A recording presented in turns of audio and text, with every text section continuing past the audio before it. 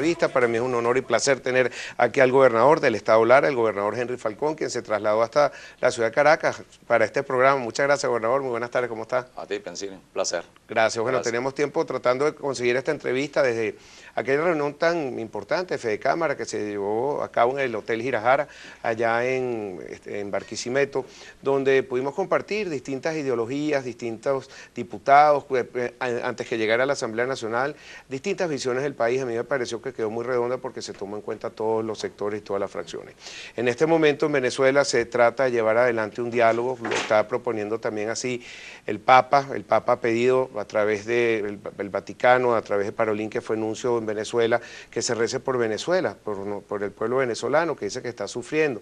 Hay distintas fracciones internacionales, Ban Ki-moon, que están pidiendo por Venezuela, también lo está haciendo la OEA, y su nombre ha sonado en distintas oportunidades como una persona de transición, entre nombres como Eduardo Fernández, como usted, han nombrado hasta a Jorge Roy, han nombrado a José Vicente Rangel, han nombrado a distintos personajes, pero qué bueno que lo tenemos aquí para ver cuál es su opinión sobre una posible transición, si usted estaría dispuesto a ser esa persona que logre ese diálogo tan esperado o negociación entre lo que es el gobierno y la oposición. Bienvenido al programa. Gracias. Bueno, fíjate, yo creo que nosotros en aquel momento de ese encuentro con los actores de la productividad en Venezuela, se dio un debate muy interesante. Nosotros tuvimos allí la oportunidad de expresar los criterios que para ese momento privaban en Venezuela sobre la base de una crisis que no era tan aguda como la que tenemos ahora, pero que ya se podía visualizar en el tiempo que íbamos a una situación de bastante contracción, bastante conflictividad, y de allí que surgieron muchas propuestas, incluso algunas de personas que tienen visiones políticas del país distintas a la nuestra. Pero creo que allí ya le decíamos al gobierno, hay que tomar las medidas, tomar las previsiones, en función de reorientar la política del Estado para poder de verdad aterrizar en mecanismos de concertación, de entendimiento, de diálogo incluso más allá de lo político.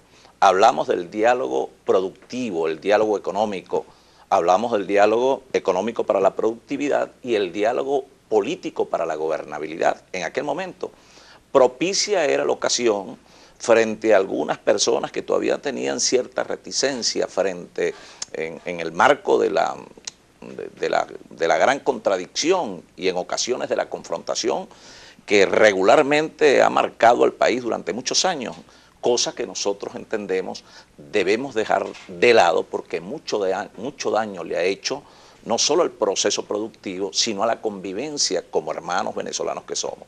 Hoy, decías tú, no solamente Ban Ki-moon, su santidad, el Papa Francisco, la Asamblea Nacional por unanimidad aprueba un acuerdo de diálogo, de entendimiento necesario, la OEA, la UNASUR, la Unión Europea, creo que así lo recogen todos los estudios de opinión en el país, el 85% de la población pide diálogo en función de sus problemas.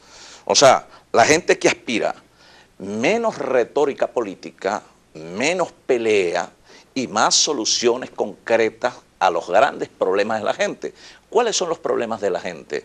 La escasez, el alto costo de la vida, el problema del hambre, la mortalidad infantil, la mortalidad materna, los medicamentos, la grave situación de violencia e inseguridad que prácticamente copó toda la escena del país, en todas partes, la decadencia de los servicios públicos, y de allí que hay una materia donde los actores de la política debemos priorizar. Para mí es la hora de la economía, es la hora de lo social. Lo político, en mi criterio, respetando el criterio de quien quiera sostener una tesis contraria, es lo político.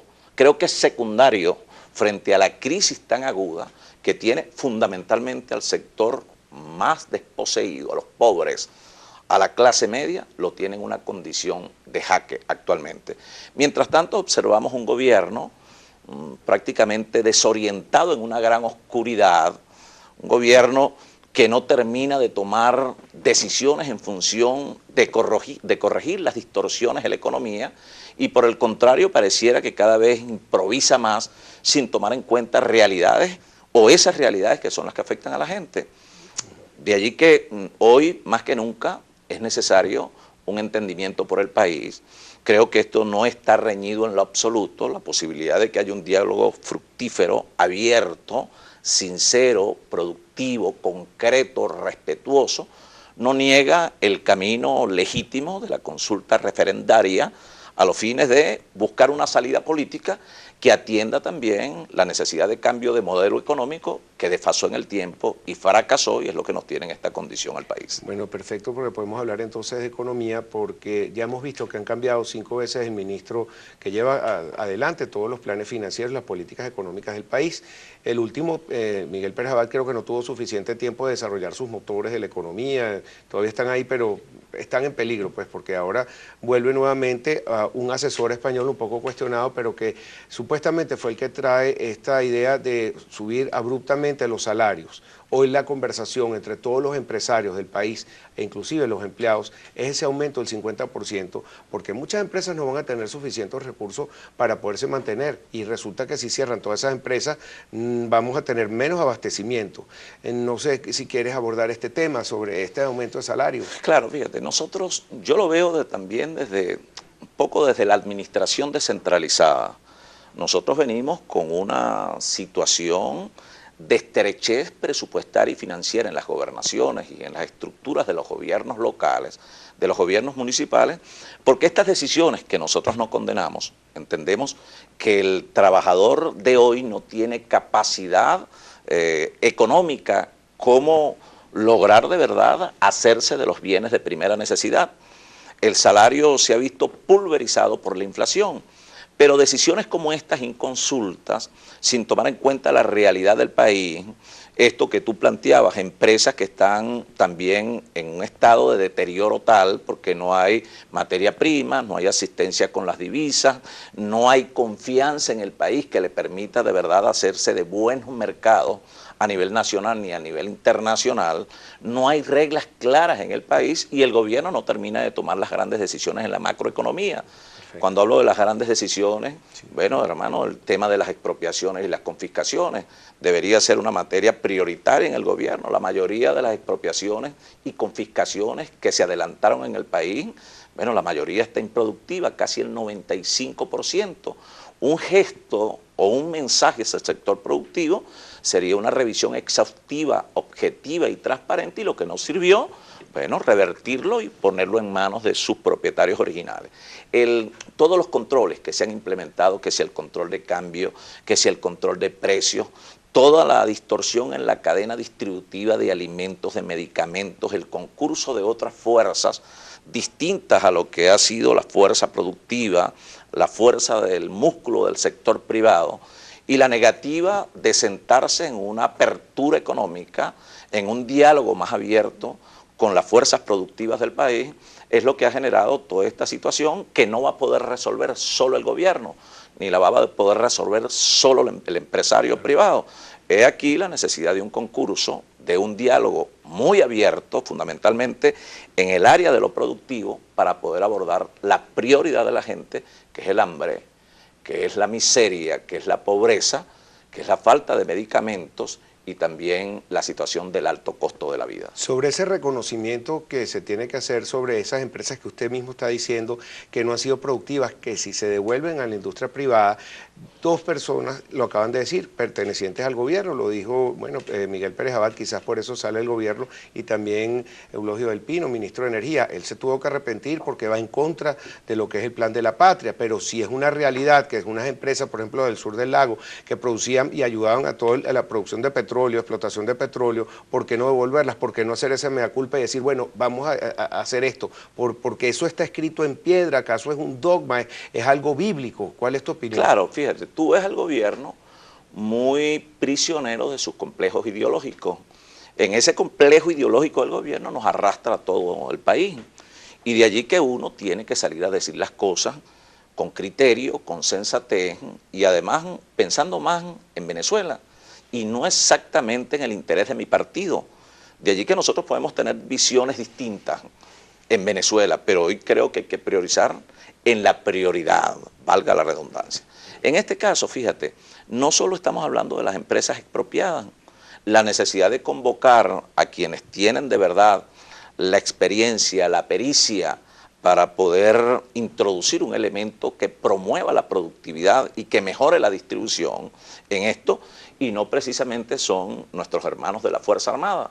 Porque fíjate, dos grandes decisiones del gobierno que en nuestro criterio han sido nefastas porque no han logrado en lo absoluto corregir una gran necesidad que hay de que la mayoría de la población obtenga los alimentos, los CLAP.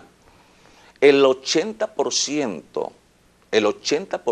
de la población considera que los CLAP han sido ineficaces, que se ha desarrollado desde una visión partidista, excluyente, que no llega a la gran mayoría, una bolsa de comida que de repente llega hoy y vuelve dentro de 60 días, eso no resuelve el problema. La decisión de nuestros hermanos militares de esta nueva misión de producción y distribución de alimentos, donde se puso bajo la responsabilidad del señor ministro de la Defensa. Hermanos, pero si tenemos aquí fuerzas productivas que han sido además reconocidas porque han generado no solo materia prima en el ámbito de la industria manufacturera nacional, sino que además generan alimentos en condiciones de crisis. ¿Por qué no convocarlos? ¿Cuál es el complejo?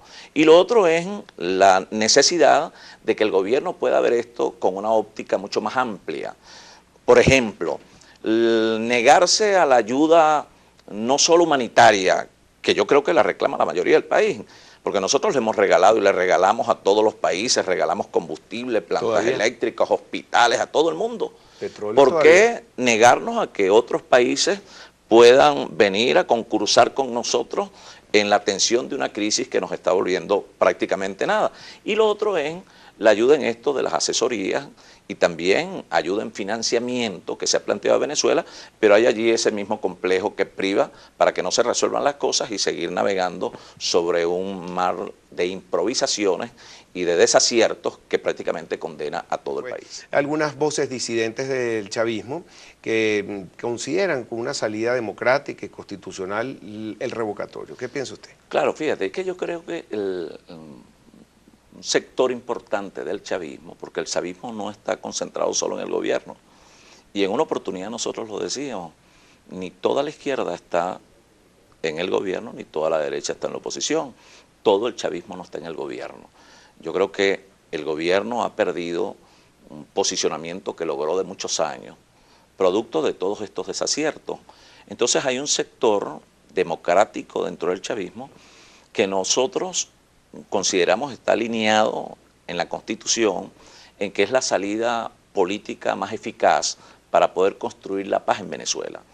El referéndum revocatorio, que hemos venido insistiendo en él a lo largo de todos estos meses, y vemos cómo no solo desde el gobierno, desde las propias instituciones del Estado, que pareciera que están como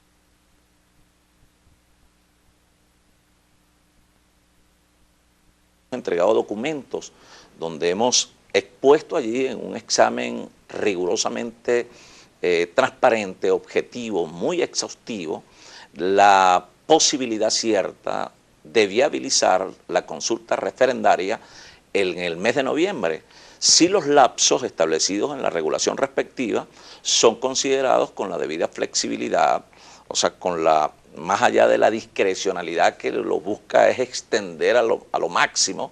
Si eso se hace pensando en la calle, pensando y poniendo el oído en la calle y a su vez revisando la necesidad de la gente, por supuesto que el referéndum revocatorio es perfectamente posible en este año. No tendría ninguna utilidad el referéndum en el 2017, porque no sería útil y generaría una gran desmotivación en la población y a la final pudiera el mismo gobierno entonces ser el más interesado en el referéndum, porque eso sería una medición sin votos. La gente no iría, habría una gran abstención, el gobierno entonces anunciaría eso con bombos y platillos. Después de esa consulta referendaria, entonces preparan las elecciones regionales y termina el gobierno haciéndose de varias gobernaciones producto de la desmoralización, la desmotivación de la gente. De allí que nosotros hemos venido insistiendo en abordar todos los caminos. o sea, en trabajar la ruta del referéndum, pero no descartar la posibilidad de lograr vía un entendimiento, un acuerdo por el país, y que el acuerdo incluso sirva de base para poder reafirmar la propuesta del referéndum revocatorio en el respeto de la Constitución y el respeto de los lapsos establecidos en las leyes y en las regulaciones que rigen la materia. También hemos hablado de las elecciones regionales. O sea, ¿por qué si las elecciones regionales, y así se lo hicimos saber al Consejo Nacional Electoral, porque nunca podemos descartar referéndum, elecciones regionales y la posibilidad de un acuerdo, incluso sin abandonar la calle, haciendo presión en la calle, que es el único mecanismo válido que queda para que sea la gente quien exija la legitimidad y el derecho que le otorga la Constitución. Ahora, esa presión de calle tiene que darse de manera cívica, en el marco de lo democrático, para que no incurramos en el error de la violencia que nos lleve otra vez a la guarimba pasada, que fue un gran error, cosa con lo que nosotros no estamos ni estaríamos de acuerdo, y de una vez pondríamos allí distancia frente a hechos que se puedan suscitar de manera violenta. Pero digo lo de las elecciones regionales, porque si hoy se hacen elecciones, llámense referéndum revocatorio, llámense elecciones regionales, que corresponden de acuerdo al principio de alternabilidad previsto en la Constitución, hoy las elecciones de gobernadores, yo no tengo duda de que la Mesa de la Unidad Democrática alcanzaría no menos de 18, 20 gobernaciones, y ahí habría otra estructura de poder sólida en los estados, que tendría una expresión en la gente con el liderazgo que tienen los gobernadores, los liderazgos en cada uno de los estados y el liderazgo nacional, para presionar un cambio político en las circunstancias que determinen la Constitución, que determinen las leyes, en atención a las grandes expectativas de la población. Bueno, interpretando sus palabras, que usted dice que no todos los de izquierda están con el chavismo, ni todos los de derecha están con la oposición. Nosotros vemos que las últimas encuestas dan que el chavismo o madurismo, como lo quieran llamar, perdido de 30%, ahora está en 20%, pero la oposición tiene como un 40 o un 38%, y ahí queda una mitad bastante amplia, que no la quisiera llamar ni, sino esperando a ver qué va a suceder. Ahí hay mucho campo fresco, porque la gente está un poco cansada de lo que es la polarización, quiere ideas nuevas, ideas frescas que puedan unir al país. ¿Dónde se ubica usted? ¿Usted cree que hay campo fértil para sembrar en esa mitad? Mira, tenemos la experiencia, lo primero que nosotros debemos destacar es que aquí se acabaron los mesías, los salvadores del país. Aquí no es lo que un hombre, lo que un partido pueda representar en la actualidad o pueda de alguna manera impulsar solo. Eso es imposible en este país convulsionado y en el marco de una crisis estructural en lo económico, en lo político, en lo social. Hace falta mucho consenso. Hoy es el día y mañana es el día de promover y de gritar a los cuatro vientos la necesidad de un gobierno de unidad nacional. Un gobierno muy amplio, que cuente con el concurso, además con el visto bueno, con el aval de la Iglesia, de la Fuerza Armada, de las instituciones del Estado, de la masa trabajadora, que cuente con el apoyo de los partidos políticos y que podamos ponernos de acuerdo en una amplia consulta, en unos acuerdos que puedan de alguna manera interpretar los principios de la propia Constitución para lograr una gran concertación nacional y así poder abordar los temas que le son propios al país. De manera que yo creo que la extrema, digamos la extrema izquierda, que ha sido una experiencia que ha mostrado desaciertos en la conducción del Estado, mal desempeño, no se trata entonces de darnos un salto a la extrema derecha, sino abordar el centro político. Allí nos ubicamos nosotros, en el centro político, en la racionalidad, en la necesidad de consensos, en abrir todos los espacios para que haya un entendimiento priorizando en el país, sin excluir a nadie, sin que para ello tengamos que entrar en las motivaciones particulares de la persecución, la retaliación, el revanchismo, Se trata de conciliar posiciones para poder alcanzar la paz y para poder alcanzar la prosperidad en nuestro país. Aquí en Venezuela se pudo llevar adelante más de 40 años de democracia gracias a un pacto, el pacto de Punto Fijo, aunque lo han criticado mucho, a lo mejor se abusó durante el tiempo y no se pudo ir modificando, no se pudo adaptar a todo lo que cambió en el país, pero es un pacto que dio principio al pacto de la Moncloa cuando murió Franco en España, a todos los movimientos de pacíficos de Centroamérica, y se toma y se lee en todas partes, es un pacto de gobernabilidad. ¿Usted cree entonces, como está hablando de todos los factores de poder, de todos los factores que son más importantes en la sociedad, que cabría en este momento hacer algún pacto de gobernabilidad, un pacto de transición? Sin duda alguna, convencido estoy de eso. Es más, yo lo he planteado, y lo he planteado en la necesidad de abordarlo con seriedad, que no tengamos que sentarnos en una mesa, como ocurrió en España, después de casi 1 millón de muertos, como ocurrió en Centroamérica después de miles de muertos, como ha ocurrido aquí mismo en Colombia, como ha ocurrido en Chile, y nosotros como ocurrió en la década de los 50, en la década de los 60, aquí en Venezuela. De allí el pacto de Punto Fijo, un pacto de gobernabilidad, donde se ponen de acuerdo los actores de la política, pero convoca también a los actores de los sectores productivos, a las fuerzas privadas o a las fuerzas, a los movimientos privados del país. Entonces, eso es perfectamente válido en Venezuela, además necesario. Solo tenemos que vernos en Colombia, el espejo Colombia. Allí está sentado el gobierno de Colombia con la FARC. Después de más de 50 años, un acuerdo de paz. Los Estados Unidos y Cuba están allí y lograron, más allá de sus diferencias, más allá de la visión política, Cuba no ha dejado de ser un país comunista, y los Estados Unidos sigue asumiendo la democracia como un principio de vida. Y allí están, tuvieron que ponerse de acuerdo, poniendo por encima los intereses de su pueblo. El Papa como mediador, pero el Papa quiere mediar aquí en Venezuela y no se lo permiten. Uno de los interlocutores, sí, la MUD hasta escribió un comunicado a la población diciendo que el gobierno lo había aceptado, pero el Papa dice, yo no he recibido ningún comunicado. Claro, fíjate, nosotros siempre hemos apelado a la Iglesia. Y hoy también los estudios de opinión reflejan que la institución con mayor credibilidad en el país es la Iglesia.